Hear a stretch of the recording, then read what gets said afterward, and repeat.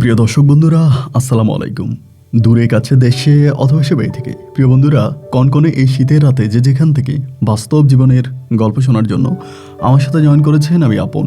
আর যে আপন জীবনের গল্পের 1456তম পর্বে আপনাকে প্রতিদিনের মতো স্বাগতম জানাচ্ছি। বন্ধুগণ, আজ আমি আপনাকে শোনাবো রাজশাহীর ভাই মোহাম্মদ নীরব হোসেনের জীবনের কলিজা কাঁপানো এক করুণ বাস্তব জীবন কাহিনী। বন্ধুরা, আজকের গল্পের টাইটেল 1 টাকার কয়েনে বিক্রি করে নিজের সুন্দরী বউকে। লক্ষ টাকা নয়, কোটি টাকা নয়, সামান্য 1 টাকার এক কয়েনে নিজের সুন্দরী বউকে বিক্রি করে। তাও যিনি বিক্রি করে তিনি কোনো গরিব মানুষ নয়, তিনি এক অর্থবিত্ত পরিবারের, সম্ভ্রান্ত পরিবারের সন্তান।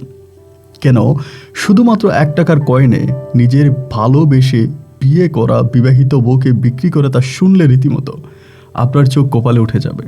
এই গল্পটা ভালোবাসা নিয়ে এক কঠিন প্রতারণার গল্প। সবাইকে অনুরোধ করবো শুরু থেকে শেষ পর্যন্ত রাজশাহীর ভাই নীরব হোসেনের জীবনের কলিজা কাঁপানো করুণ বাস্তব গল্পটা সবাই আমার মুখে শুনবেন এবং গল্প শেষে নীরব ভাইকে ঠিক আপনার মতো করে একটা মন্তব্য কমেন্ট বক্সে লিখবেন। ধন্যবাদ সবাইকে। সুপ্রিয় বন্ধুগণ, আসসালামু আলাইকুম। আমার নাম মোহাম্মদ নীরব হোসেন, আমার বাড়ি রাজশাহী বিভাগে। বন্ধুরা, আমি আমার জীবনের গল্পটা শুরু করার শুরুতে আপনাদেরকে আমার পরিবারের সম্বন্ধে জানিয়ে রাখি। আমার পরিবারে আমি আছি, আমার বাবা আছে, মা আছে, এছাড়া রয়েছে আমার বড় একটা ভাই সহ ছোট 3টা ভাই।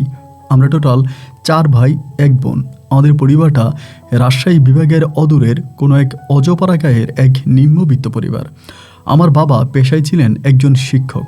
আমার বাবা আমাদের এলাকারই একটা মাদ্রাসায় শিক্ষকতা করতেন, কিন্তু দুর্ভাগ্যবশত আজ থেকে প্রায় 8 বছর আগে আমার বাবা আমাদের বাড়ির আঙিনায় একটা গাছের ভিতরে মৌমাছির বাসা থেকে মধু আহরণ করার জন্য উঠে এবং সেখানে ওঠার পরে আমার বাবা বরাবর নিরাপত্তা নিয়েই ওঠে। তারপরেও ভুলক্রমে একটা মৌমাছি আমার বাবার মুখ দিয়ে ঢুকে যায় এবং মুখ দিয়ে ঢুকে পড়ে সে আমার বাবার চোখে আঘাত করে। মৌমাছির ওই কামড়ে আমার বাবার একটা চোখ সম্পূর্ণভাবে নষ্ট হয়ে যায়। একটা চোখ নষ্ট হয়ে গেলে পর আমার বাবাকে চিকিৎসা দেওয়া হয়। দীর্ঘদিন আমার আব্বা হসপিটালে ভর্তি থাকে। এর ভিতরে আমার বাবার যে জমানো 2-1 টাকা ছিল তার সবই প্রায় হসপিটালে ডাক্তারদের পিছনে ব্যয় হয়ে যায়। এক চোখে আমার বাবা তখন সম্পূর্ণভাবে দেখতে পারতো না, আরেক চোখ দিয়ে যদিও ভালোভাবে মোটামুটি দেখতে পারতো, কিন্তু সারাক্ষণই আমার বাবার মাথা ব্যথা করতে থাকতো। মাথা ব্যথার কারণে আমার বাবা গাছের সঙ্গে মাটির সঙ্গে মাথা পিটাইতো। ছোটবেলা থেকে বাবার এই দুর্দশার দুঃখ দেখে আমার দিনগুলো কাটতে থাকে। মোটামুটি বাবার চোখে দৃষ্টি যতক্ষণ ছিল আমাদের পরিবারও ততক্ষণ আলো ছিল। আমার বাবার চোখের আলো নিভে যাওয়ার সাথে সাথে আমাদের গোটা পরিবারটাও অন্ধকারে ঢেকে যায়, বন্ধ হয়ে যায় আমার শিক্ষা জীবনের ঘটনাট। দেখা গেল আমি ছোটোবেলা থেকেই পড়াশোনার প্রতি খুব ভালো ছিলাম। আমার খুব ইচ্ছা ছিল আমি পড়াশোনা করে একদিন মানুষের মতো মানুষ হব। আমার বাবা দৃষ্টি হারিয়ে যাওয়ার পরে আমার শিক্ষা জীবনের কঠিন সমাপ্তি ঘটে। পড়াশোনা শেষ করে আমি তখন পড়াশোনা বন্ধ করে আমি তখন চিন্তা করতেছিলাম যে পরিবারের জন্য কোনো কিছু করা যায় কিনা। সে সময়তে আমার একেবারে বড় যে বোনটা আছে, আমার ওই বড় বোন প্রায় বিবাহিতার বয়স হয়ে গেছে। আমার ওই বোনটাকে আমরা বিয়ে দিতে পারতেছিলাম না। আমার ওই বোনটাকে নিয়ে গ্রামের মানুষ বিভিন্ন ধরনের বাজে কথা, খারাপ কথা বলতে শুরু করলো। আর আমার যে ভাইরা ছিল, ছোট ভাইরা ছিল, তারাও 3 বেলা 3 মুঠো ভাত খেতে পারতো না। মানুষের বাড়িতে ভাত খুঁজে তারপরে তারা খাইতো। এক কথায় বলতে গেলে আমার পরিবারটা একটা ভিক্ষুক পরিবারের মতো হয়ে যায়। ছোটোবেলা থেকে আমি চিন্তা করতেছিলাম যে কোনো কিছু করা যায় কিনা। আপনি শুনলে অবাক হয়ে যাবেন, আমি যখন খুব ছোট তখন আমাদের এলাকা থেকে অনেক দূরে একটা বাস স্ট্যান্ড আছে। আমি সেই বাস স্ট্যান্ডে কুলির কাজ করতাম এবং বাস স্ট্যান্ডে কুলির কাজ করে আমি মোটামুটি যে টাকা ইনকাম করতাম তা দিয়ে আমার গোটা পরিবারটা চালাতাম। এক কথায় বলতে গেলে সেই ছোটোবেলা থেকে আমি পরিবারের হাল ধরি। এরকম করতে করতে আমি প্রায় অনেকটাই বড় হয়ে যাই এবং অনেক বড় হয়ে যাওয়ার পরে বিভিন্ন জায়গায় আমি তখন কাজে যাইতাম। এই জায়গায় ওই জায়গায় বিভিন্ন জায়গায় কাজ কাম করতাম এবং বিশেষ করে আমি তখন ওই কুলির কাজটাই সম্পূর্ণভাবে করে যেতাম। আমি প্রায় একটানা 12 বছরের মতো ওই বাস স্ট্যান্ডে কুলির কাজ করি এবং 12 বছর পরে আমার কাছে মোটামুটি কিছু টাকা জোগাড় হয়, কিছু টাকা আমার পকেটে আসে এবং এই টাকাগুলো দিয়েই আমি তখন সর্বপ্রথম ওই বাস স্ট্যান্ডেই একটা দোকান দিই। তো প্রথমত আমি পান, সিগারেট এগুলোই বিক্রি করতাম, ছোট্ট একটা দোকান দিই, টঙের দোকানের মতো। এবং পালাক্রমে আস্তে আস্তে করে আমি দোকানের ভিতরে বিভিন্ন ধরনের বিস্কিট, চানাচুর সহ চা আরও কিছু মালামাল উঠাই। একটা সময় আলহামদুলিল্লাহ আমার দোকানে ভালোই বেচা বিক্রি হচ্ছিল। ওই সময়টাতে আমার বড় বোনটার বিয়ে দিয়ে দিই এবং আমার বড় বোনকে খুব গরিব একটা ঘরে বিয়ে দিই, যার কারণে আমার বোনটা সেই ঘরে টিকতে পারে নাই। আমার বোন জামাই প্রতিনিয়তই নির্যাতন করতো। আমার একটা ভাগ্নে হওয়ার পরে আমার বোন সে পরিবার থেকে চলে আসে। তখন আমার বোন আমাদের পরিবারে থাকতো। আমার ছোট 3 ভাই ছিল, তারাও এখানে সেখানে কাজকাম করতো। আব্বা আম্মা দুজনেই ঘরে থাকতো। আর আমি ওই বাস স্টেশনে যে দোকানটা দিয়েছিলাম এটাই আমি তখন চালাইতাম। আলহামদুলিল্লাহ আস্তে আস্তে করে সেই সময়টাতে আমাদের পরিবার কিছুটা আলোর মুখ দেখতে পারে। আমরা অনেকটা অন্ধকার কাটিয়ে তখন আলোতে আসি। মানে পরিবারের যে অভাব অনটনটা ছিল আস্তে আস্তে করে অভাবটা মিটতে শুরু হয়। এক পর্যায়ে দেখা গেল যে আমি তখন পরিবারের জন্য টাকা দিচ্ছি এবং আমার বোনও বাড়িতে থাকতেছে, ও আবার হাতের কাজ এটা সেটা অনেক কিছু করে, ছোটো ভাইরাও কামাই রুচি করে। আলহামদুলিল্লাহ ভালোই চলতেছে। ওই সময়টাতে আমার বয়স আনুমানিক আপনার 17 বছর কি 18 বছরের মতো হবে। তো আমি যখন মাঝে মাঝে বাড়িতে আসতাম, আমাদের এলাকায় এক প্রভাবশালী লোক, মানে আমাদের এলাকাতে মোটামুটি ভালোই ধনী, আমার এক বন্ধু ছিল যার নাম ছিল রিফাত। রিফাতের বাবা বিভিন্ন ধরনের ব্যবসা করতো। যেমন আমাদের গ্রামে ওনার মাছের ঘেট ছিল, গরুর ফার্ম ছিল এবং একটা সময় উনি প্রবাসেও ছিলেন। অনেক বেশি টাকা পয়সার মালিক উনি। তো ওনার ছেলে হচ্ছে রিফাত। মাঝে মাঝে আমি গ্রামে গেলে রিফাতের সঙ্গে আমার কথাবার্তা হতো এবং রিফাত তখনও পড়াশোনা করতো। রিফাত পড়াশোনা করে, আমি পড়াশোনা করি না, কিন্তু ছোটোবেলায় আমরা একসাথেই পড়াশোনা করতাম। আমার বাবা মারা যাওয়ার পর, আমার বাবা অসুস্থ হওয়ার পরে আমার পড়াশোনা বন্ধ হয়ে যায়, কিন্তু রিফাত পড়াশোনা করে। তো রিফাত তখন প্রেম করে আমাদের গ্রামেরই এক মেয়ে, নাম হচ্ছে সামান্তা। এবং ওই সামান্তা হচ্ছে আমাদের গ্রামের সবচেয়ে সুন্দরী মেয়ে। কিন্তু সামান্তারা অত বড় লোক না, রিফাতরা অনেক বেশি টাকা পয়সার মালিক এবং সামান্তারা মধ্যবিত্ত পরিবারের সন্তান। সামান্তার বাবার জমি জামা আছে, ওগুলো দেখাশোনা করে, ওভাবেই চলে। তো আমি মাঝে মাঝে গ্রামে গেলে সামান্তা রিফাতের ভালোবাসা দেখলে না খুব ভালো লাগতো। মানে ওরা দুজনে একসাথে বসে বসে কথা বলতো, প্রেম করতো, রোমান্স করতো। মানে দুজনের মাঝেই না গভীর প্রেম ভালোবাসা ছিল। আমিও গ্রামে গেলে মাঝে মাঝে সামান্তার সাথে কথাবার্তা বলতাম। তাদের প্রেম দেখলে না সত্যি ভিতরটা আনন্দে ভরে যেত।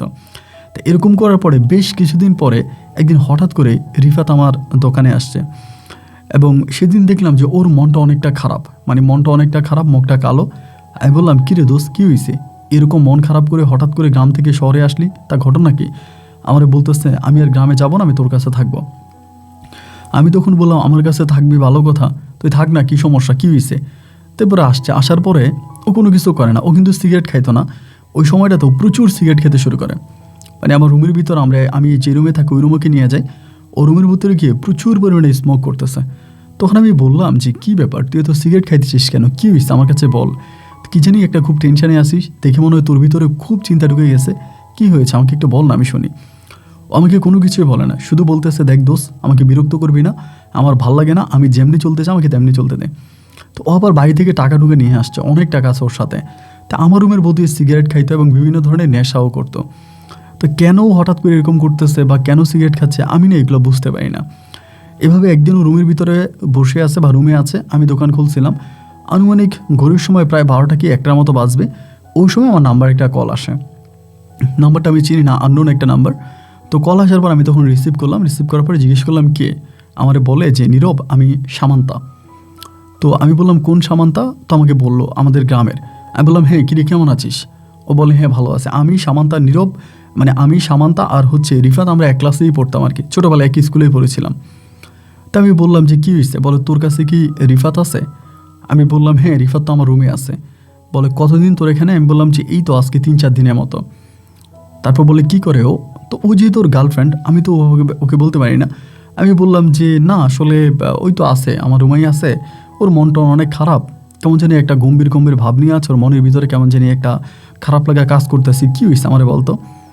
পরে বলতে আছে যে, না কিছু না, আচ্ছা তুই তোর কাছে গিয়ে আমার কল দিস তো, আমি একটুর সঙ্গে কথা বলবো। তো আমি বললাম, তুই ওর নাম্বারে কল দে। বলে, ওই অসভ্যটা ফোন বন্ধ করে রাখছে। আমি বললাম, হ্যাঁ তা তো ঠিক বললি।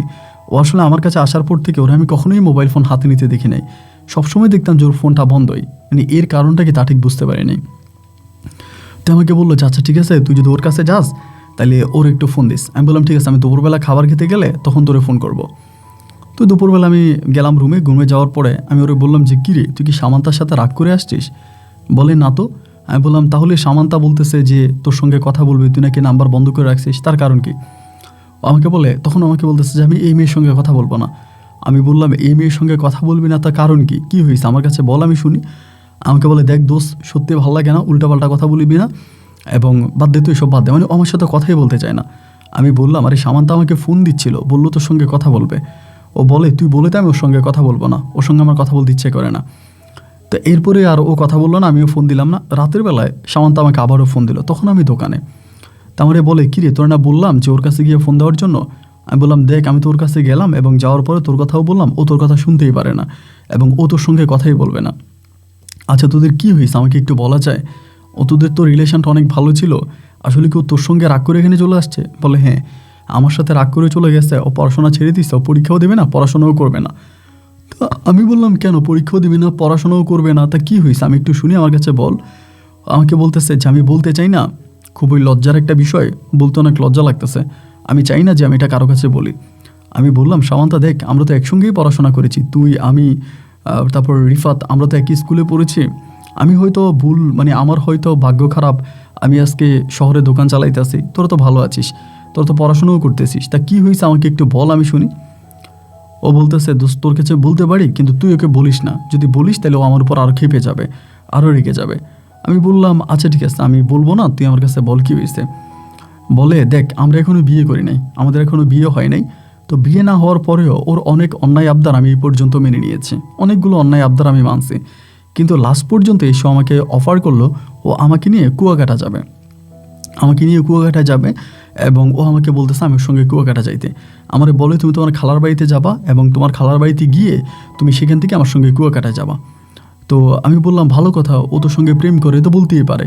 বলে, ছি, এটা তুই কী বললে, ওর সাথে কি আমার বিয়ে হয়েছে? আর বিয়ে না হলে আমি ওর সঙ্গে কুয়াকাটা কীভাবে যাব? আর তুই জানিস না ওইখানে আমাকে কোন মনস্তাবে নিতে যাচ্ছে বা কেন নিতে যাচ্ছে? আমি বললাম, তো তোর সঙ্গে প্রেম করে, তাইলে তোরা বিয়ে করে ফেল, তাহলেই তো হলো। ও বলে, আমি তো সেটাই বলতে চাচ্ছিলাম, আমি রিফাতকে বারবার বলি কুয়াকাটা কেন, পৃথিবীর যে কোনো প্রান্তে আমি তোমার সঙ্গে যেতে রাজি আছি, তুমি তোমার আব্বাকে বলো আমাদের বাড়িতে বিয়ের প্রস্তাব পাঠানোর জন্য, বা তুমি যদি অনুমতি দাও আমার বাবাকে আমি তোমাদের এখানে পাঠাবো, কিন্তু ও তো আমাকে বিয়ে করতে চায় না। বিয়ের কথা বলে ও খেপে যায়, ও একই কথা বলে ও বিয়ে করবে না, আমাকে বারবার বলে আমি বিয়ে করবো না, যদি তুমি আমার সঙ্গে যেতে চাও, যদি তুমি বলো আমার সঙ্গে যাবা, তাহলে চলো আমরা কুয়াকাটা যাই এবং আমরা ওখানে কিছুটা সময় কাটাবো, আমরা দুজন দুজনের মাঝে হারিয়ে যাব, এই সে উল্টাপাল্টা কথাবার্তা আমাকে বলে। ও কোনোভাবেই আমাকে, মানে আমার সঙ্গে ও বিবাহ বন্ধনে আবদ্ধ হতে চায় না। আমি বললাম, না এটা তো আসলে বেশ খারাপ কথা, ও তোর সঙ্গে বিয়ে না করে এভাবে যেতে চাই, এটা তো ভালো দেখে না। ও বলে, আমি তো সেটাই বলতেছি, এখন তুই করে একটু বুঝিয়ে বলবি যে মাথাটা যদি ঠান্ডা করে এবং মাথাটা ঠান্ডা করে আমার সঙ্গে একটু ভালো করে কথা বলে। দেখ আমার নিজেরও না ভালো লাগতেছে না, আমার বুকটা অনেক ভার হয়ে গেল, ও কেন আমার সঙ্গে এরকম করতেছে তুই বলতো। আমি বললাম, আচ্ছা ঠিক আছে, তুই মন খারাপ করিস না, আমি ওর সঙ্গে কথা বলি এবং ওর সঙ্গে কথা বলে আমি তোকে জানাই দিবনি ও কেন তোর সাথে এরকমটা করতেছে, এরকম করার কারণটাকে আমি সব কিছু তোকে বলবো। তো ও আমাকে বলে, আচ্ছা ঠিক আছে, তুই কিন্তু আবার এটা বলিস না যে আমি তোকে বিস্তারিত সব কিছু বলে দিয়েছি, কারণ আমি তোকে বিস্তারিত সব কিছু বলছি, এটা যদি আবার জানতে পারে তাহলে তুই বুঝতেই পারিস ও খুব রাগী মানুষ, আবার রাগ করে বসবে। আমি বললাম, আচ্ছা ঠিক আছে, আমি ওকে ওভাবেই কথা বলবো, তুই চিন্তা করিস না। পরে রাতে দোকান বন্ধ করে রুমে গেলাম, যাওয়ার পরে ওর আমি এক খাটেই শুইতাম। আমি শুয়ে জিজ্ঞেস করলাম, কিরে রিফাত বাড়ি যাবি না? বলে, কেন, তোর কি কোনো সমস্যা হচ্ছে এখানে? আমি তো খাবারের টাকা দিচ্ছি। আমি বললাম, না তুই খাবারের টাকা দিচ্ছিস, আমার কোনো সমস্যা হচ্ছে না, সব কিছুই ঠিক আছে, কিন্তু কথা হলো যে তুই এখানে কেন আসছিস? তুই তো কোনোদিন আমার দোকানে আসতি না, বা বললেও আমার সঙ্গে কথা বলার সময় তোর হতো না, আজকে বেশ কয়েকদিন তুই এখানে পড়ে আসিস, মোবাইলও বন্ধ করে রাখছিস, তোর আব্বা আম্মা কি টেনশন করবে না? ও বলে, না আব্বা আম্মা টেনশন করবে না, আমি আব্বা আম্মাকে ম্যানেজ করে আসছি। আমি বললাম, তো সামান্তা তো তোর নিয়ে টেনশন করে। ও বলে, ও আমার নিয়ে কী টেনশন করে ওটা আমি জানি, ও আমাকে মুখে মুখে ভালোবাসে, ভিতর থেকে না। আমি বললাম, ভিতর থেকে না মানে ভিতর থেকে ভালোবাসলে কী করতে হবে আমার একটু বলতো। ও আমারে বলে, দেখ, ও এবার নিজে আমারে বলতেছে আমি ওরে ভালোবাসি, তাহলে আমি কি ওর সঙ্গে একটু কোথাও ঘুরতে যেতে পারি না? ওর কাছে সুযোগ আছে, সময় আছে এবং ও চাইলে পারে। আমি ওরে বললাম যে চলো না আমরা এই শীতে একটু কুয়াকাটা থেকে ঘুরে আসি। ওকে এতভাবে রিকোয়েস্ট করলাম, অনুরোধ করলাম, বাট ও আমার কোনো কথাই শুনলো না। ও আমাকে একটা কথাই বললো, ও আমার সঙ্গে যাবে না।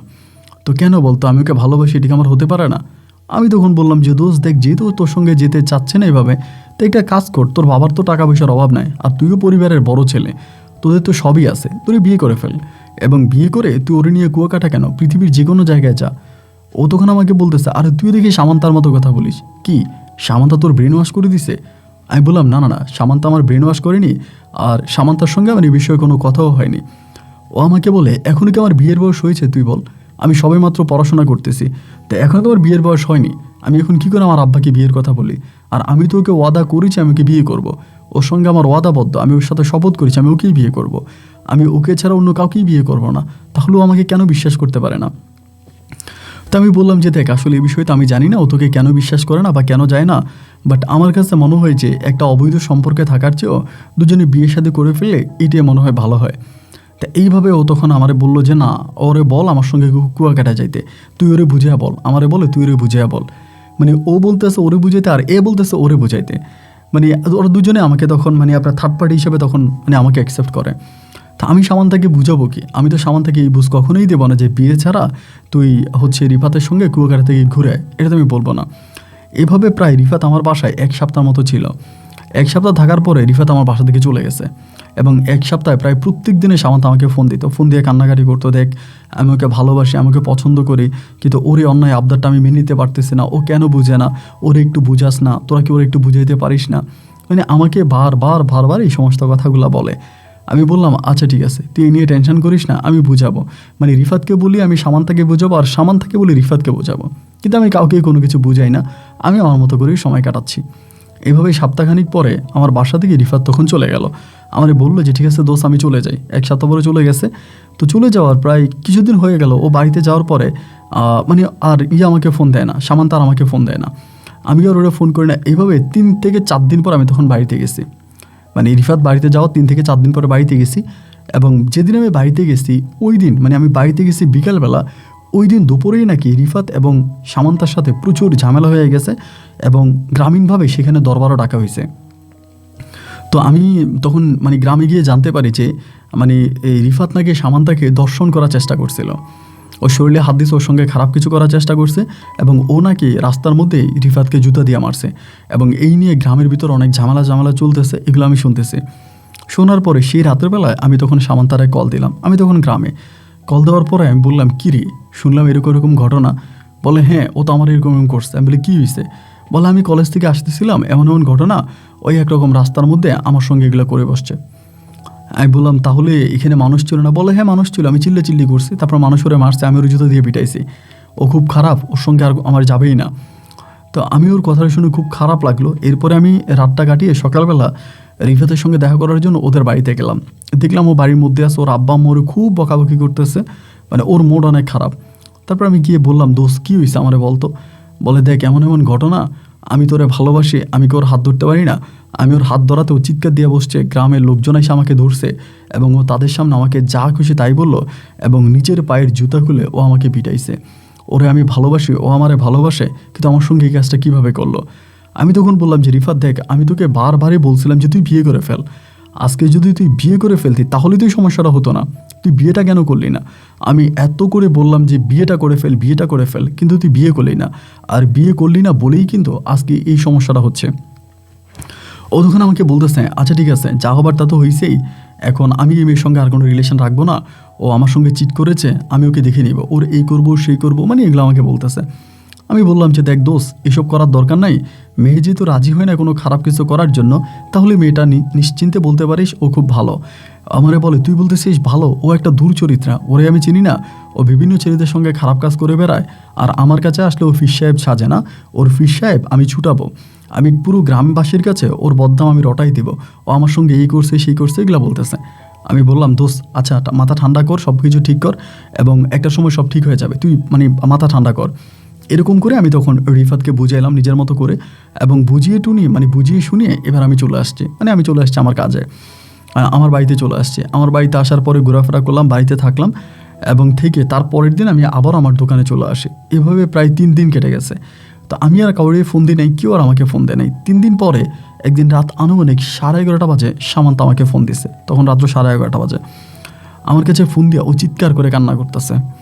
তো আমি বললাম যে তুই কান্না করতেছিস কেন, কী হয়েছে? প্রচুর কান্না করতেছে, চিৎকার করে কান্না করতেছে। আমি বললাম আরে কী হয়েছে আমারে বল। বলে দোস্তে আমার মনটা অনেক খারাপ, আমি সম্ভবত সুইসাইড করে ফেলবো। আমি বললাম আরে বোকা, সুইসাইড কেন করতে হবে, তা কী হয়েছে আমার কাছে বল, কেন সুইসাইড করবি? আমারে বলতেছে দেখ আমি রিফাতকে অনেক ভালোবাসি, আমার জীবনের চাইতে বেশি ভালোবাসি এবং আমি রিফাতকে ছাড়া কোনো কিছুই বুঝি না, ও কেন পাগলামি করতেছে, আমার বাবা মা আমার বিয়ে ঠিক করে ফেলছে, আমাকে অন্য কোথাও বিয়ে দিয়ে দিবে, আমি রিফাতকে না পাইলে মরে যাব। তা আমি বললাম এটা কী ধরনের কথা, তুই এখন রিফাতের সঙ্গে কথা বল, ওকে ফোন দে। বলে ওরে আমি কেন ফোন দিব, ওরে ফোন দিলেই তো আমার কাছে বিয়ে তো আমাকে করবেই না, ও আমাকে ডিরেক্টলি বলছে ও আমাকে বিয়ে করবে না, আমার সঙ্গে যদি খারাপ কাজ করার হয় ও করবে, কিন্তু আমাকে বিয়ে করবে না। তা আমি বললাম তুই জেনে শুনে বুঝে এমন একটা ছেলের জন্য কেন কান্না করতেছিস? তো তোরে তো বিয়ে করবে না ও বললই, ও যেহেতু তোরে বললো বিয়ে করবে না, তাহলে তো ওর সঙ্গে তোর আর কথা বলার দরকার নাই, ওর সঙ্গে আর থাকারও দরকার নাই, ওরে তুই ছেড়ে দে। পরে আমারে বলতেছে দোস্ত আমি তো ওরে ভালোবাসি, আমি তো চাই ওরে ভালো করে ও আমার সঙ্গে থাকুক, ভালো হয়ে ভালোবেসে আমার সঙ্গে থাকুক, আমি ওর সাথে থাকতে চাই, আমি ওর সঙ্গে সারা জীবন কাটাতে চাই, মানে এগুলো বলে ও হাউমাউ করে কান্নাকাটি করতেছে। তা আমি ওকে বারবার বুঝাচ্ছি দোস্ত তুই কান্না করিস না, মাথা ঠান্ডা কর, কান্না করিস না, মানে যতই বলে ও ততই কান্না করে, মানে আমি কোনোভাবে ওর কান্না থামাইতে পারতেছি না। তো আমি তখন বললাম যে ঠিক আছে, তোর যেখানে বিয়ে ঠিক হয়েছে তুই ওখানে বিয়ে বসে যা, এই নিয়ে আর চিন্তা করিস না, এটা বলে আমি নিজে তখন লাইন কেটে ঘুমিয়ে গেছি। তো যাক, এরপরে মধ্যে দিয়ে একদিন কাটলো, পরের দিন কাটলো, এর পরের দিন রাত্র তাও আনুমানিক প্রায় 11টা কি 11:30 বাজে, আমি তখন দোকান ক্লোজ করতেছি। এই সময়ের ভিতরে হঠাৎ করে সামন্তা এবং রিফাত তারা দুজনেই আমার দোকানে এসে উপস্থিত। আমি দেখে তো অবাক, কিরে তোরা দুজনে আমার দোকানে এত রাতের বেলায় এখানে কি করিস? পরে বলতেছে দোষ, মানে রিফাত আমারে বলতেছে দোষ আমি তো সামন্তারা নিয়ে ভাইগে চলে আসছি। তো আমি বললাম পালায়ে চলে আসলি এত রাতের বেলায়? বলতেছে হ্যাঁ আমি তোকে নিয়ে চলে আসছি, এখন আপাতত আমাদেরকে একটা রাত থাকার ব্যবস্থা করে দে, আমি কালকে মানে ওর বিয়ে শাদি করে তারপরে যা হবার তা কিছু করবো, এবং আপাতত আমাদেরকে আজকে থাকতে দে, আমরা বাড়ি থেকে পালায়ে চলে আসছি, ওর বিয়ে ঠিক হয়ে গেছে, ওর বিয়ে হয়ে যাবে এই জন্য। তা আমি সামান্তার দিকে তাকে আছে, সামান্তা কিছু বলে না, নিচের দিকে তাকে আছে। আমি বললাম আচ্ছা ঠিক আছে চল। তো পরে আমি ওদের দুজনকে নিয়ে আমার রুমে গেলাম। তো ভাই আমার রুমে যাওয়ার পরে আমি দোকান তখন বন্ধ করে আমার রুমে আসছি। তো আমার রুম কিন্তু একটাই রুম, একটাই কিচেন, মানে পুরো একটাই রুম। তো আমি বললাম যে এখন তো আমার একটাই রুম, আর এই রাতের বেলা আমি সামান্তাকে কোথায় রাখবো? মানে এই এলাকাতে আমার সামান্তার মানে আমার এলাকার কোনো লোকের সঙ্গে পরিচয় নেই, আর কোনো ফ্যামিলি বাসাও নেই যে সেখানে আমি সামান্তাকে রাখতে পারবো। তো এখন আমি কি করব? ঠিক আছে সামান্তা তুই এখানে থাক, আমি আর রিফাত না হয় আপাতত বাইরে কোথাও স্টে করব। তখন সামান্তা বলতেছে আমি এই ঘরে একা একা থাকতে পারবো না, আমার ভয় লাগবে, প্রয়োজনে আমরা তিনজনে এখানে বসে গল্প করি, আর সারাটা রাত কাটিয়ে দিই, সকালবেলা কাজে আসলে বিয়ে হবে, এরপরে আমাদের যা করার আমরা করব। তো এরই মাঝে রিফাত তখন বলল আচ্ছা সকালে যদি কাজে এসে বিয়ে করে আমাদের সব কিছুই হয়, তাহলে আমি আর তুমি না হয় রুমে থাকি, আর নীরব না হয় মোটামুটি কোথাও গিয়ে ও রাতটা কাটায় আসুক। এটা বলে সামান্তা তখন চুপ হয়ে যায়। তো আমিও তখন সামান্তার একই কথা বললাম যে সামান্তা কালকে সকালবেলা তো কাজী আসতেছে, এবং কাজী আসলে তো তোমাদের বিয়ে হয়ে যাবে, সুতরাং এই বিষয় নিয়ে তো এখন আর কথা বলার দরকার নাই, তুমি আপাতত ওর সঙ্গে রাতে থাকো এবং সকালবেলা কাজী এসে বিয়ে হয়ে যাবে। তা আমি এইভাবে বলার পরও সামান্তা তখন আমার এই প্রস্তাব মেনে নিল, মানে ও তখন চুপচাপ মানে মানলো। এবং মানার পরে রাতটা তখন আমি কী করলাম, আমার পাশের একটা দোকানদার আছে ওনার বাসায় গিয়ে কাটাই দিলাম, উনিও ব্যাচেলারে থাকে, ওনার বাসায় থাকলাম। এবং থাকার পরে পরের দিন সকালবেলা আমি দোকান না খুলে বাসায় আসছি, এবং বাসায় আসার পরে আমি দেখতেছি যে আমি বাসায় আসতেছি বলতে আমি বাসার গেটে এই সময় দেখতেছি মানে রিফাত বেরিয়ে যাচ্ছে আমার সামনে দিয়ে। সামান্তা কিন্তু আমি দেখি নাই, সামান্তা সম্ভবত রুমেই ছিল। আমি রিফাতটা আটকাইলাম, কী হয়েছে তুই এত রাতের বেলা এরকম হুফি বেরিয়ে যাচ্ছিস, কারণ কি? ও তখন আমারে বলতেছে আমি এই মেয়ের বিয়ে করবো না, আমারই বলতেছে যখন সকালবেলা, এর আগের দিন রাতে আসছে, এরপরের দিন সকালে কথা বলতেছি। আমি বললাম এই মেয়েরই বিয়ে করবি না, মানে তুই কি পাগল হয়ে গেলি নাকি? মেয়ের ঘর থেকে ভাগায় নিয়ে আসলি, এক রাত তার সঙ্গে স্টে করলি, এখন তুই বলতেছিস তুই তারে বিয়ে করবি না, তার কারণ কি? রিফাত আমারে বলতেছে যে ও একটা খারাপ মেয়ে, ওরে আমি ভালো মনে করছিলাম, ও ভালো না, ও জন্মের খারাপ, আমি এরকম কোনো খারাপ মেয়েকে বিয়ে করবো না। আমি বললাম আরে এটি কী ধরনের কথা বলতেছিস, তুই তো আমাকে ফাঁসাই দিচ্ছিস, আমার বাড়িতে থাকলি, আমার ঘরে আসলি, বললি বিয়ে করবি, এখন তুই বলতেছিস বিয়ে করবি না। বলে যা তো দোষ ভালো লাগে না, এটা বলে আমার ধাক্কা দিয়েও তখন হেঁটে চলে গেল। এখন ও হেঁটে চলে যাওয়ার পরে আমি তখন একটু চিন্তায় পড়ে গেলাম, কিরে ও তো এভাবে চলে যাচ্ছে, আমি এখন কী করব? আমি আস্তে আস্তে করে সামান্তা রুমে গেলাম, মানে আমার রুমে গেলাম, যে সামান্তা বসে বসে কান্না করতেছে। পরে আমি বললাম সামান্তা কী হয়েছে, তুমি কান্না করতেছো কেন, কী হয়েছে? রিফাত চলে গেল রাগ করে, মানে ও তখন মানে আরও কান্না করতেছে, আরও লাউডলি কান্না করতেছে। আমি তখন বললাম দেখ সামান্তা কান্না করিস না, এখানে আশেপাশে মানুষ আছে, কেউ যদি শুনতে পারে তাহলে আমার সমস্যা হবে, এবং এখানে তুই একটা মেয়ে, রিফাত তো চলে গেল, কি হয়েছে রাতের বেলায়, ও কেন তোরে বললো যে তুই ওরে মানে ও তুই ভালো মেয়ে না, তুই চরিত্রবান না, ও তোরে বিয়ে করবে না। পরে সামান্তা আমার বলতেছে আমি খারাপ না ও খারাপ, আমি খারাপ না ও খারাপ, তুই ওরে জিজ্ঞেস কর, ওর মতো খারাপ ছেলে দুনিয়া তার হতেই পারে না, ও একটা বদমাইশ দুর্চরিত্রা। আমি বললাম আরে রাতের মধ্যে কী এমন ঘটনা ঘটে গেল যে একজন আরেকজনকে এইভাবে গালাগালি করতেছিস, কী হয়েছে আমার কাছে বলতো? সামান্তা তখন আমাকে বলতেছে ও রাতের মধ্যে আমার সঙ্গে ওই ধরনের সম্পর্ক করতে যাচ্ছে, এবং আমি ওরে বললাম যে না আমি তোমাকে বিয়ে করব, আমাদের কলমা কাবিন হবে এবং আল্লাহর রহমত হবে, এবং দেন আমরা তখন এই কাজটা লিপিবদ্ধ হব। এখন যদি আমি তোমার সঙ্গে এই ধরনের কোনো কাজ করি তাহলে এটা আমার জন্য জিনা হয়ে যাবে, আর জিনা করলে জিনাকারীকে আল্লাহ কখনোই মাফ করে না, আমি তোমার সঙ্গে কোনো জিনা করতে পারবো না। আমি বললাম তাহলে? বলে হ্যাঁ, আমি এটা করি নাই কেন, এই জন্য ও রাতেরবেলা আমারে মারছে এবং খুব মারা মারছে, ও তোর জন্য অপেক্ষা করতেছিল, তুই আসতে লেট হইতেছে, এই জন্য ও নিজে বেরিয়ে গেছে। আমি বললাম হ্যাঁ, গেটে আমার সঙ্গে দেখা হয়েছে, ও তো চলে গেছে। পরে বলে চলে গেলে চলে যাক, আমি ওর মতো আমি নিজেও ওর মতো বদমাইশির সাথে সংসার করব না, আমি ওর সঙ্গে থাকবো না। আমি বললাম তাহলে এখন আমি কি করব? বলে তুই ওর একটু ফোন দিয়ে দেখ নাম্বারটা খোলা আছে কিনা। আমি তখন রিফাতের নাম্বারে কল দিলাম, রিফাতের নাম্বার তখন বন্ধ। আমি বললাম সামান্তা, রিফাতের নাম্বার তো বন্ধ, আমি এখন কি করব? ও আমারে বলতেছে আচ্ছা যাক, বন্ধ হয়েছে তো বন্ধ হয়েছে, ওর সঙ্গে কথার কোনো দরকার নাই, তুই আমার এইদিকে একটা কাজের ব্যবস্থা করে দে, আমি কোনো একটা চাকরিতে ঢুকে যাই। আমি যেহেতু এইভাবে বাড়ি থেকে চলে আসছি, আমি তো আর এই মুখ বাড়িতে দেখাইতে পারবো না, কারো সামনেও যেতে পারবো না, আর কারোর সঙ্গে কথাও বলতে পারবো না। আমার বাবার মান সম্মান যা কিছু ছিল আমি সবই তো ধূলিসাৎ করে এই এই প্রতারকের, এই বেইম্যানের হাত ধরে চলে আসছি। ও আসলে আমারে কখনোই ভালোবাসে না, ও আমার শরীরটাকে ভালোবাসছে, আর আমার শরীরটাকে না পাইছে বলে ও পাগল হয়ে গেছে। বাদ দিয়ে তুই আমার একটা কাজের ব্যবস্থা করে দে। আমি তখন বললাম সামান্তা দেখ, আমি খুবই মধ্যবিত্ত পরিবারের একটা সন্তান, মধ্যবিত্ত না ঠিক, আমি আসলে নিম্নবিত্ত পরিবারের সন্তান।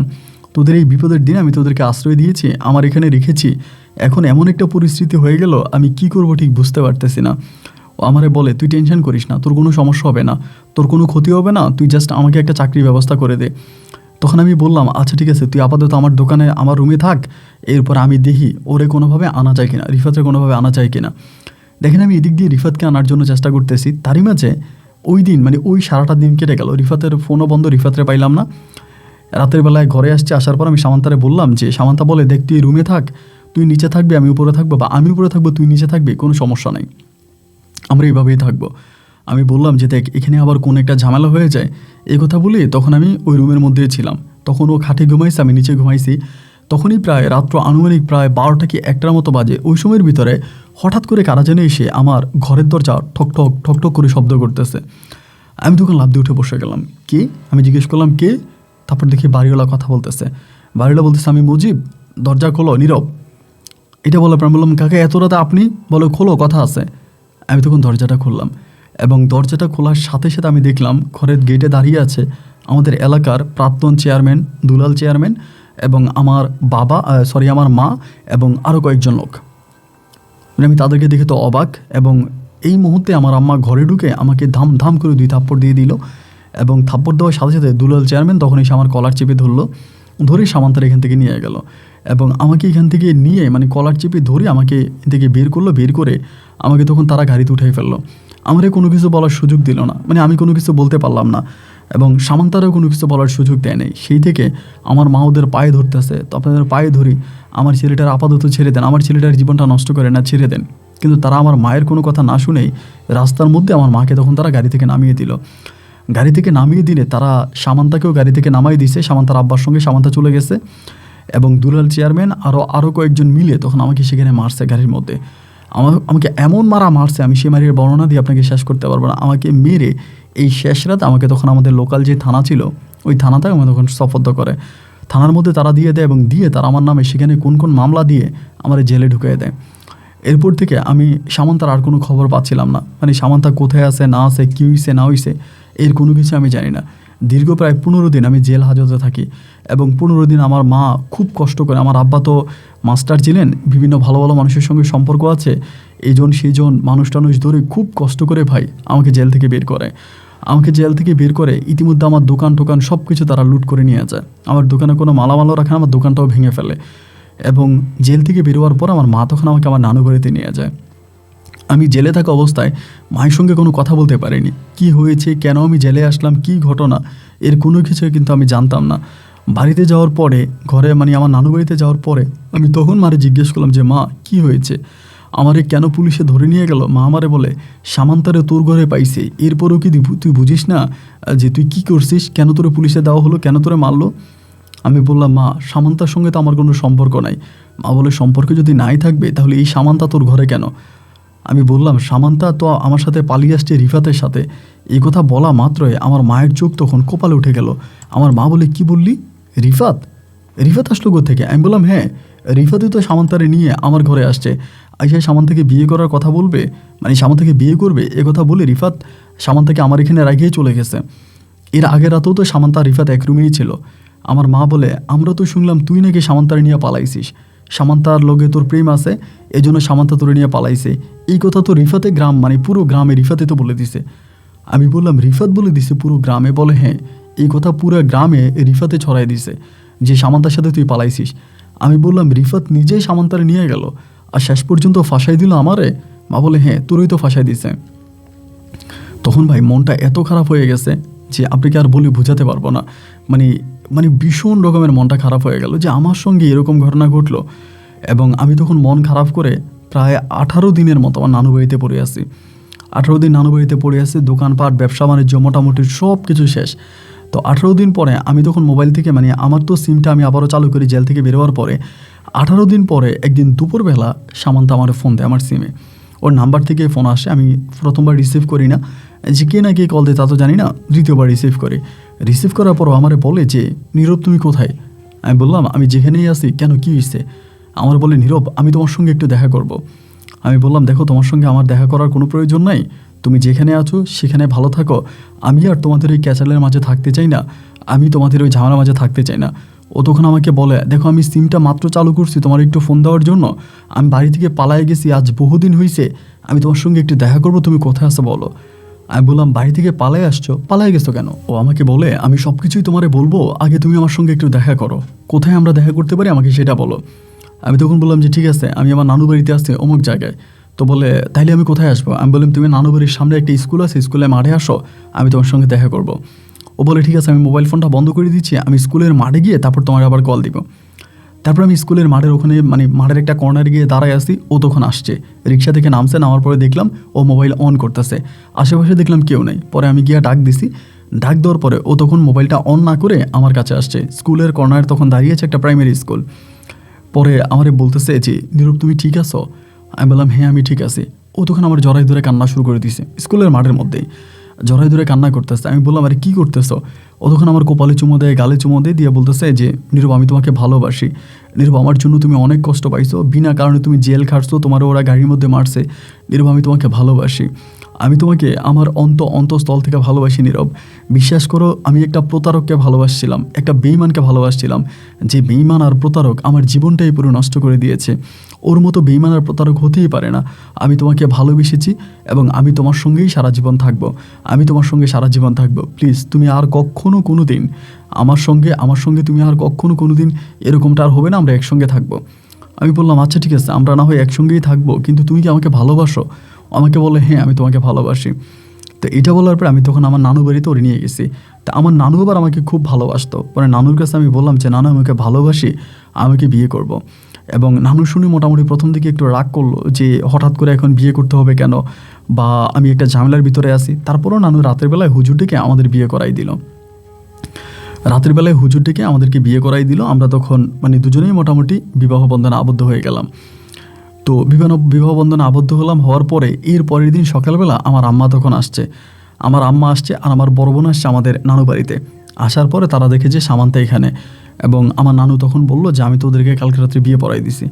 আমার মা তখন খুব মন খারাপ করলো। মা বলে এই মেয়ের জন্য তুই দোকানপাট হারাইলি, ব্যবসা বাণিজ্য হারাইলি, সব কিছু তোর গেল, এখন তুই কেন আবার এই মেয়ের বিয়ে করলি? এটা তো তুই ভালো করিস নাই, এটা তুই মানে অনেক রকমের খারাপ কাজ করছিস, এর থেকেও খারাপ আর কিছু হতে পারে না।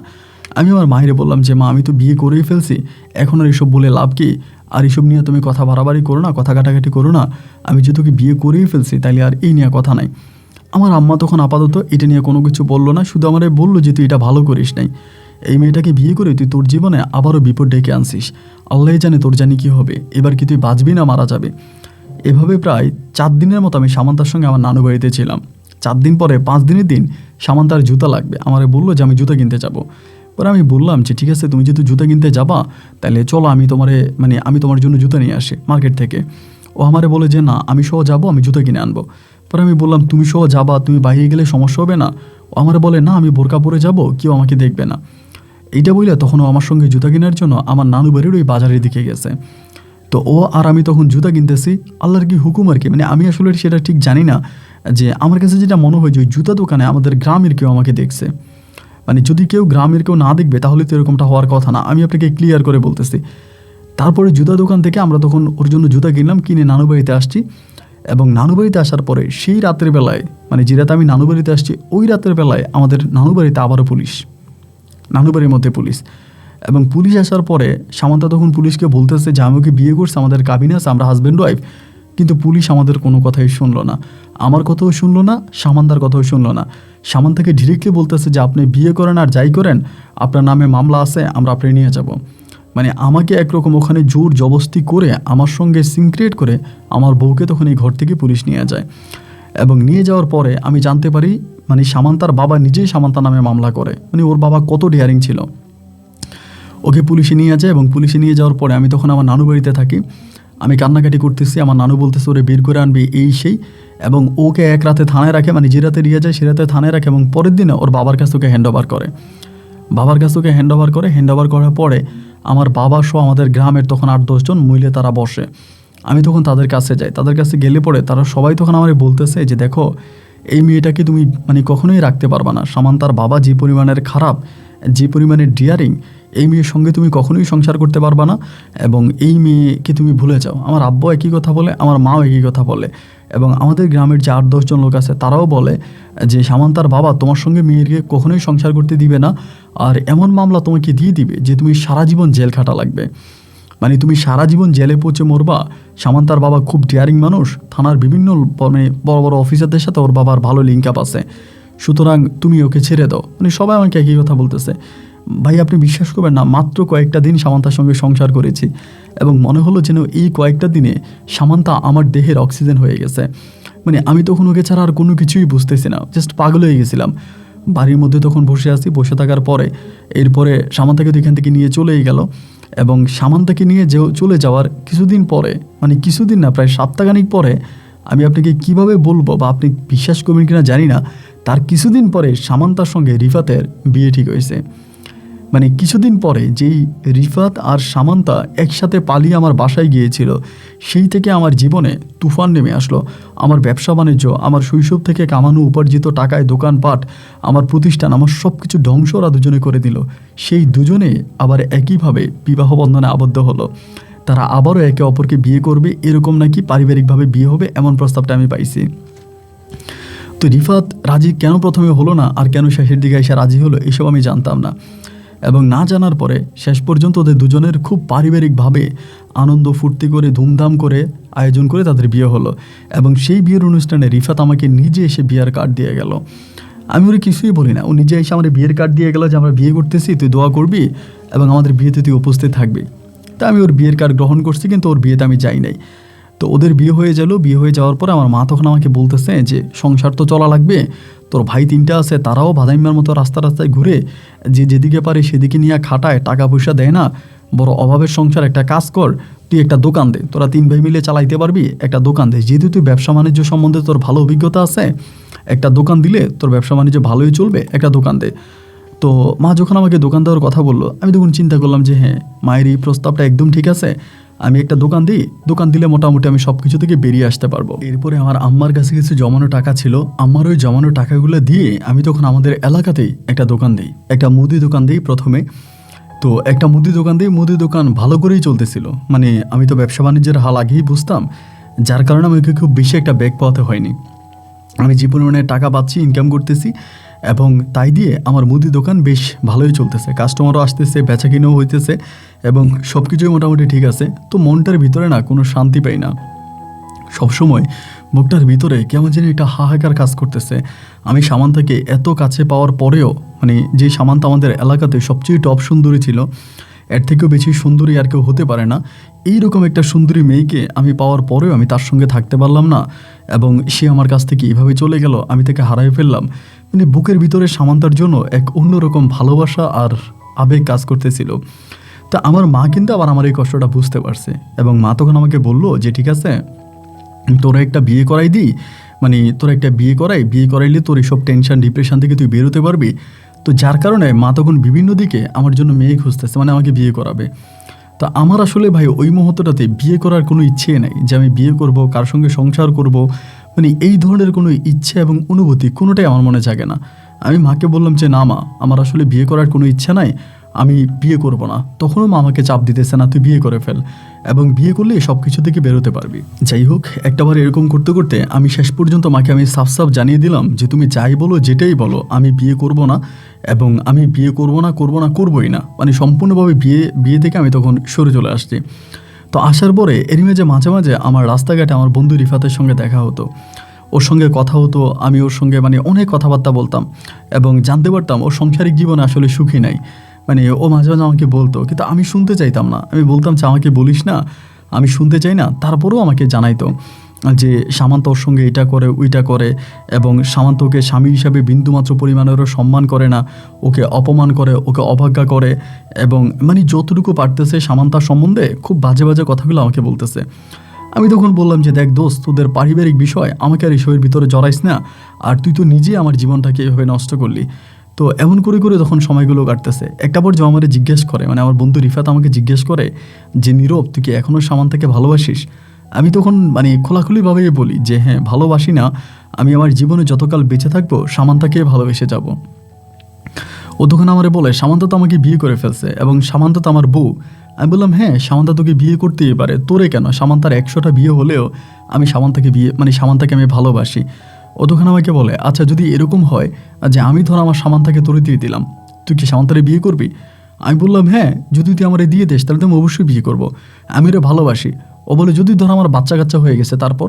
আমি বললাম যাই হোক, যেটাই হোক, তুই যদি কোনোদিন সামান্তাকে ছেড়েও দেস তাহলে তুই মাথায় রাখিস যে সামান্তাকে আমি বিয়ে করব। ও তখন হাসে, ও বলে সত্যি কথা বলতে কি জানিস দোস্ত, সামান্তার সঙ্গে প্রেম ছিল আমার, ভালোবাসা ছিল আমার, এবং আমরা দীর্ঘ অনেক বছরের রিলেশনে ছিলাম, কিন্তু আমাদের প্রেমটা এতটা গভীর হয়নি। আপাতত কয়েকটা দিনের জন্য, মানে 3-4 দিনের জন্য সামান্তার সঙ্গে তোর প্রেমটা যতটা গভীর হয়েছে। ও আমাকে আরও বলে যে যদি সত্যি সামান্তার সঙ্গে তোর বিয়ে হতো তাহলে মনে হয় তোরাই সাংসারিক জীবনে সবচেয়ে বেশি ভালো থাকতি, আমার থেকেও বেশি তুই সামান্তাকে ভালোবাসিস। ও আমাকে এই কথাগুলো বলে। তা আমি ওর এই কথাগুলো শুনি এবং নীরবে নীরবে মানে কথাগুলো সহ্য করতেছি। ও যেভাবে বলতেছে আমি সেভাবেই নিচ্ছি, ওর কথার কোনো প্রতিবাদও করি না, বা ও বলতেছে আমি শুনতেছি। এরকম করে বেশ প্রায় অনেকগুলো দিন কেটে গেল। কেটে যাওয়ার পরে ও তখন সামান্তার সঙ্গে ঝগড়া ঝাঁটি ঝামেলা, ও সামান্তাকে সহ্য করতে পারে না, সামান্তকে সহ্য করতে পারে না, মানে দুজনের মাঝে আলাদা আলাদা থাকে, আলাদা আলাদা ঘরে ঘুমায়, খুব ঝামেলা চলতেছে। এরকম করতে করতে একদিন হলো কি ভাই, আমি আমার এলাকার মানে তখন আপনার ছিল কি মানে শীতকালের সময়টাই ছিল, ও আর আমি একসঙ্গে দোকানের মধ্যে বসে আছি রাতের বেলায়। ও আবার আমার দোকানে গিয়ে অনেক সময় বসে থাকতো, মানে রিফাত আমার দোকানে গিয়ে বসে থাকতো। তো সেদিন কুয়াশা পড়তেছে, মানে আস্তে আস্তে কুয়াশা পড়তেছে, শীতকাল। তো আমি ওর দোকানে বসে আছি, তখন আমি বললাম যে দোস্ত আমি বাড়ি চলে যাব, আজকে বেশিক্ষণ দোকান করব না। তো আমারে বলে আমার ঘরে বউ আছে, বাড়িতে গেলে তো আমার তাড়াতাড়ি যাওয়া দরকার, তোর ঘরে তো শালা কেউই নেই, তুই এত রাতে বাড়িতে গিয়ে কী করবি? আমি বললাম যে না, বাড়িতে যাব। এটা বলে দুজনেই তখন বাড়ির পথে রওনা দিলাম। তো বাড়ির পথে রওনা দিলাম, বাড়িতে যাইতেছি। তো আমাদের বাড়িতে যাওয়ার আগে একটা বট গাছ পড়ে। তো সবাই এটাকে বুড়ির বট গাছ বলে, মানে বুড়ির বট গাছ বলে এই কারণে, এই বট গাছের নিচে সবসময় মানুষ নাকি একটা বুড়িকে দেখতে পাইতো, একটা বুড়ি বসে থাকতো, আধ্যাত্মিক টাইপের একটা ঘটনা আর কি। তো এটাকে সবাই জিন ভূত ওই টাইপেরই জানে। তো বট গাছের নিচে দিয়ে আমি আর ও তখন যাচ্ছি, আমার হাতে একটা টর্চ লাইট। তো বট গাছের নিচে বরাবর যাওয়ার পরে হঠাৎ করে আমার টর্চ লাইটের চোখের মধ্যে, মানে টর্চ লাইটের মধ্যে রাস্তার মধ্যে একটা 1 টাকার কয়েনের মতোই একটা কি জানি পড়লো। তো এটা টর্চ লাইটের মধ্যে পড়ার পরে আমি তখন মানে আমি হাতে নিচ্ছি না, রিফাতরে বললাম যে রিফাত এটা কি? ও বলে আর মনে হয় কোন বাচ্চারা পয়সা পালাই দিছে। আমি তখন এটা হাতে নিলাম এবং হাতে নিয়ে এটা আমি হাতে প্রায় 1-2 মিনিটের মতো রাখছি, রেখে হাঁটতেছি। এমন করতে করতে আমার হাতটা না হঠাৎ করে অনেকটা গরম হয়ে গেল। মানে আমার কাছে যেটা মনে হলো যে ওই পয়সাটা খুব গরম, অনেক গরম লাগতেছিল আমার কাছে। ও তখন আমার বলে কিরে কী হয়েছে, তুই হাত এরকম করতেছিস কেন? আমি বললাম দোস্ত, হাতের মধ্যে একটা পয়সা পাইলাম, বাট পয়সাটা অনেক গরম মনে হইতেছে, এটা কী হয়েছে দেখতো। পরে ও আমার হাত থেকে ও নিজের হাতে নিল, নিজের হাতে নিয়ে বলতেছে মাই গড, এটা এরকম গরম কেন, মানে এটা এরকম গরম কেন? এবং আমি বললাম আমি তো নিজেও বুঝতেছি না যে এইটা এরকম গরম কেন পয়সাটা। তা আমি তখন আমার হাতে রাখলাম, রাখার পরে পাশেই একটা ছোট ডোবার মতো আছে, মানে একটা ডোবার মতো আছে। তো ডোবাটার মধ্যে আমি তখন বললাম দোস্ত এটা নিয়ে গরম লাগতেছে, আমি ডোবাটার মধ্যে ভিজাই নিয়ে আসি। ওই কিন্তু আমার বারবার বলে তুই ফেলে দে, মানে এটাকে হাতে রাখার দরকার নেই, এটা হাত থেকে ফেলে দে, হাতে রাখবি কেন? আমি বললাম না, একটা কাজ করি, ওই ডোবার মধ্যে ধুয়ে নিয়ে আসি।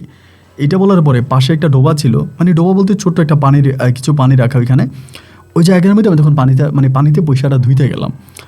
আমি যখন পয়সাটা ধুইতেছি পানির মধ্যে, আমি দেখলাম যে পানির রঙটা হঠাৎ করে নীল হয়ে গেছে, মানে পুরোটা পানির রং কালারটা বদলে গেছে, কালারটা নীল হয়ে গেছে।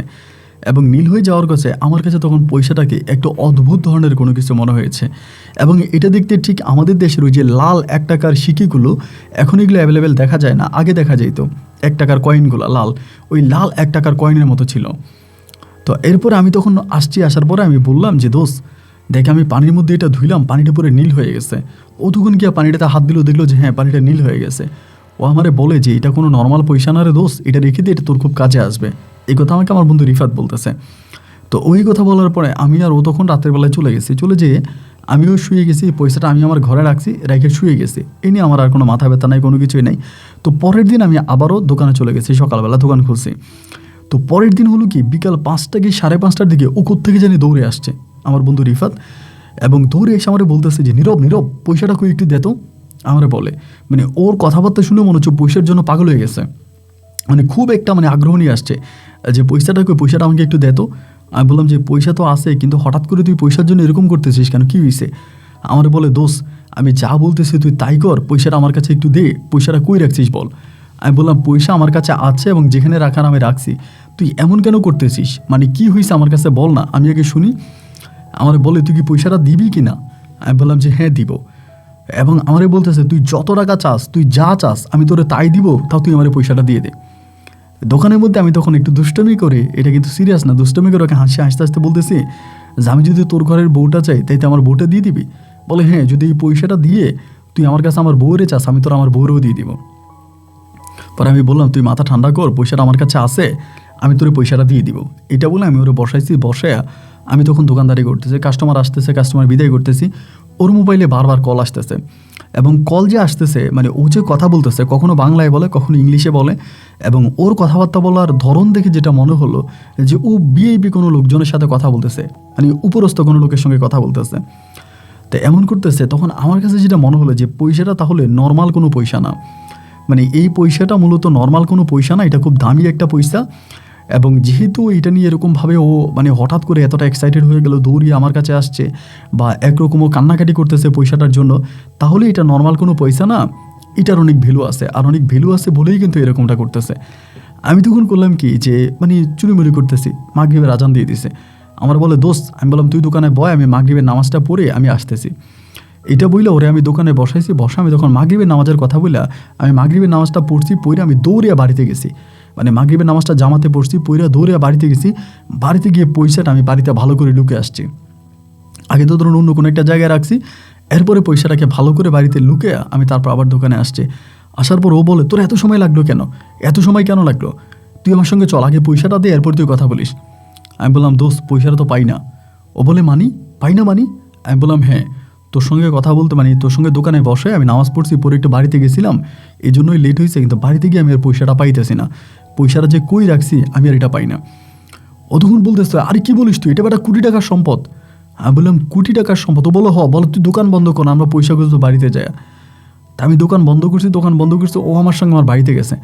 আমার বাড়িতে যে ও পয়সাটা খোঁজা শুরু করছে, ভাই ও পাগলের মতো হয়ে গেছে, মানে আমার ঘরের সব কিছু উল্টাপাল্টা করে ফেলছে, এবং আমারই বলতেছে যে যেই করে হোক এই পয়সা খুঁজে বের করাই লাগবে, এই পয়সারে খুঁজে বের করা লাগবেই, যেভাবেই হোক, যে করেই হোক। আমি বললাম দোস্ত তুই মাথা ঠান্ডা কর, এত না মাথা গরম করলে হবে না, এটা যেহেতু পাইতেছি না, আমি দেখি না খুঁজি। ও সারাটা রাত আমার সঙ্গে ছিল, শুধু পয়সাটা খুঁজছে। সকালে ও আর ঘুমে দাঁড়াই থাকতে পারতেছিল না, ও বাড়িতে গিয়ে ঘুমিয়ে গেছে। ও ঘুমিয়ে যাওয়ার পর আমি তখন পয়সাটা আবার দেখলাম, দেখে আমি সুন্দর করে রেখে দিলাম।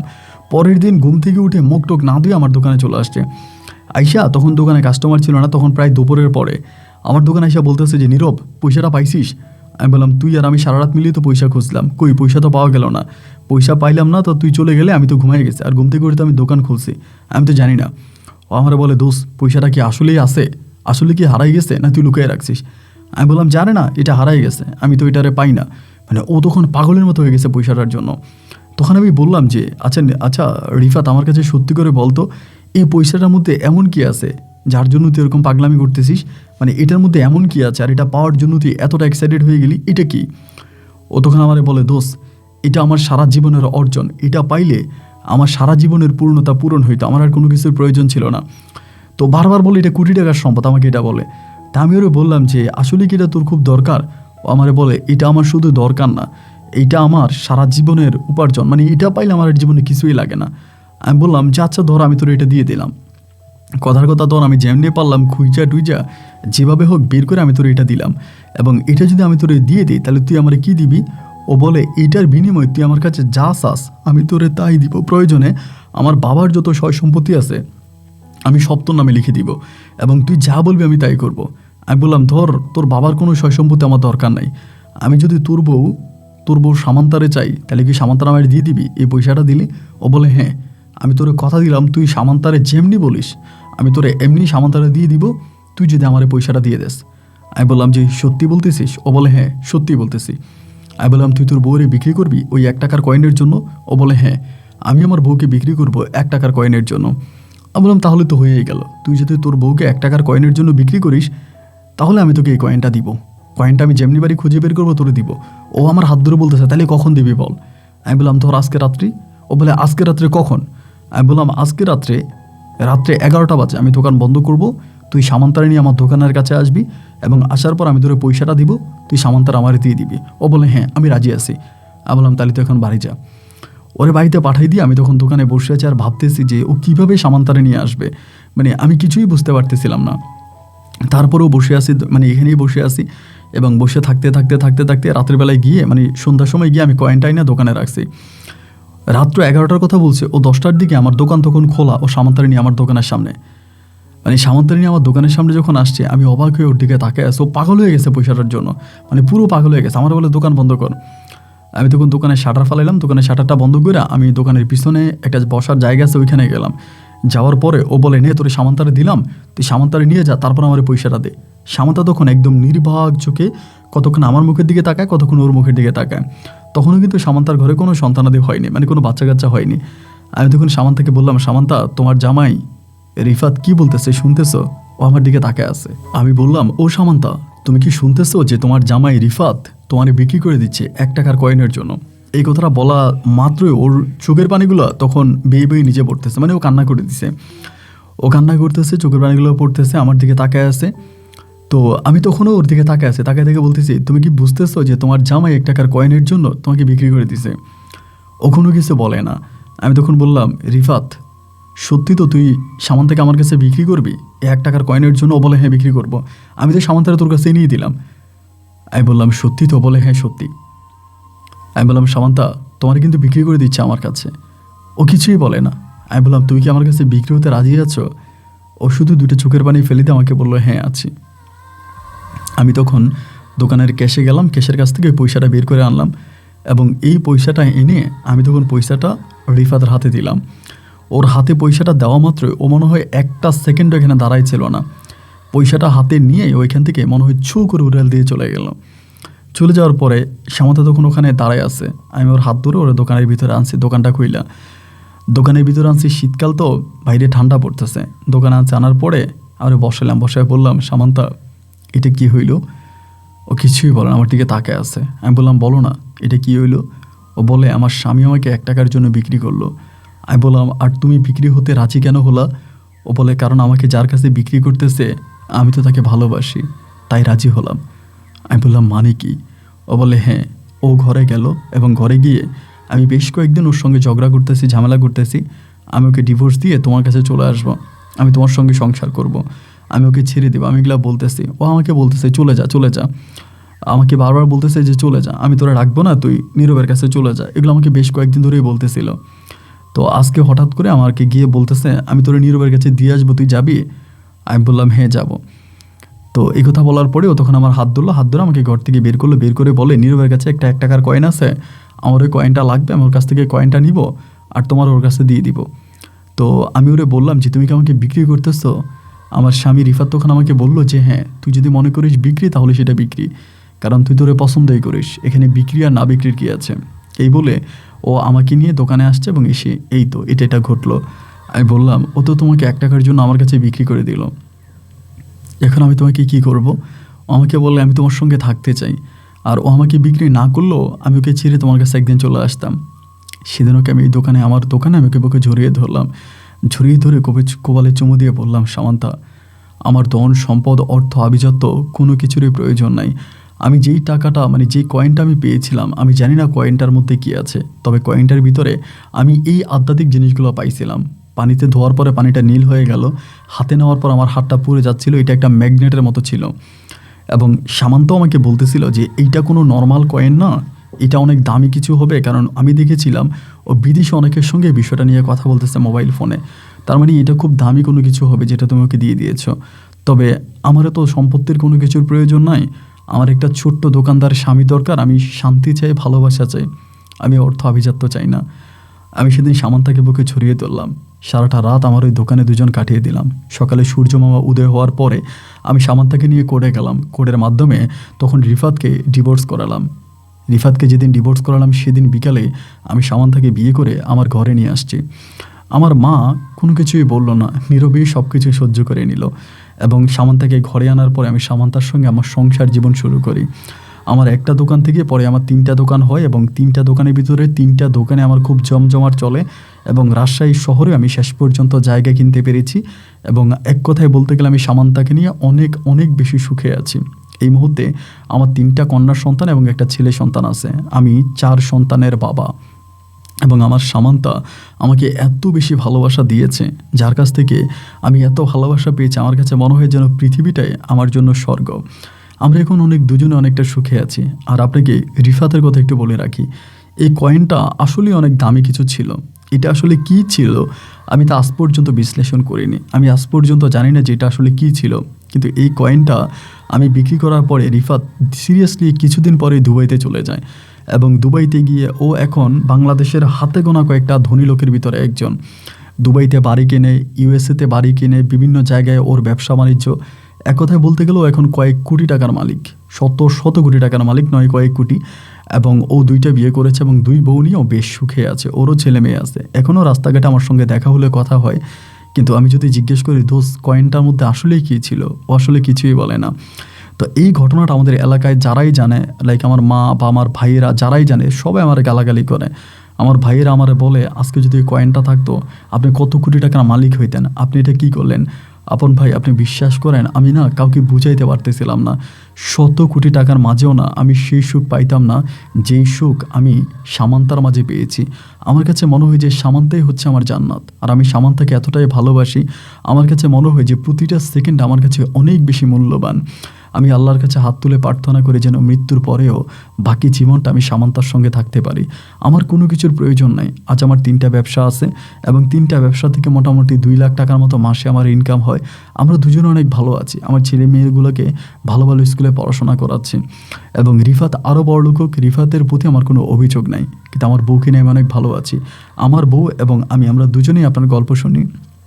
বিশেষ করে আমার বউ আপনার গল্পের খুব পোকা এবং আমার বউ আর আমরা দুজনেই মিলে সিদ্ধান্ত নিলাম আমাদের সঙ্গে ঘটে যাওয়া ওই 1 টাকার কয়েনের ঘটনাটা আপনাকে জানাবো। যার জন্য আপনাকে গল্পটা লিখতে বসেছি। আমরা দুজনেই বেশ কষ্ট করে গুছিয়ে গুছিয়ে কথাগুলো লিখেছি। যদি কোনো অংশে না বোঝেন আমাদের সঙ্গে যোগাযোগ করুন, এটা আমাদের ফোন নাম্বার। আপন ভাই ভালো থাকবেন, আপনার জন্য দোয়া ও শুভকামনা। আসসালামু আলাইকুম। প্রিয় বন্ধুগণ, সবাইকে অনেক বেশি ধন্যবাদ এই পর্যন্ত আমার সঙ্গে থেকে রাজশাহীর ভাই নীরব এবং সামান্তার জীবনের এই ভালোবাসা মুখর বাস্তব গল্পটা শোনার জন্য। এই গল্পটা পড়ে আমার কাছে একটা কথাই মনে হলো, আপনি খুব খেয়াল করে দেখবেন আমাদের এই সমাজে কিছু মানুষ দুধ বিক্রি করে এবং দুধ বিক্রি করে মদ খায়, আবার কেউ মদ বিক্রি করে দুধ খায়, কেউ দুধ বিক্রি করে মদ খায়, আর কেউ মদ বিক্রি করে দুধ খায়। গল্পটা আমার কাছে তেমনই মনে হলো। নীরব ভাই লাস্টে যেটা বললো যে সামান্তাকে নিয়ে আমি এতটাই সুখে আছি যে এই সুখ হয়তো আমি কোটি টাকার মাঝেও পেতাম না। হয়তো সেটাই ভালোবাসা। আমার দৃষ্টিতে আমি জানি না যে ওই কয়েনটা কী ছিল, তবে কয়েনটার আমি ওনাদের কাছ থেকে যতটুকু জানতে পেরেছি, এরপর আমি এটা নিয়ে গুগল করে যেটা বুঝেছি যে কয়েনটা আসলেই কোটি টাকার জিনিস ছিল, যেটার মূল্য রিফাতের কাছে ছিল কোটি টাকা, কিন্তু নীরবের কাছে ছিল 1 পয়সাও না। নীরবের কাছে সামান্তার মূল্য ছিল কয়েক কোটি টাকা, কিন্তু রিফাতের কাছে তার মূল্য 1 টাকাও ছিল না। যার যেটা মূল্য সে সেখানেই মূল্যায়িত হয়েছে। গল্পটা পড়ে আমার কাছে ভীষণ ভীষণ রকমের ভালো লেগেছে। আপনার কাছে কেমন লেগেছে তা কমেন্ট বক্সে লিখবেন। বন্ধুরা, যেখানে বিদায়, দেখা হবে নতুন দিন নতুন কোনো ভিডিওতে। আল্লাহ হাফিজ এন্ড আসসালামু আলাইকুম।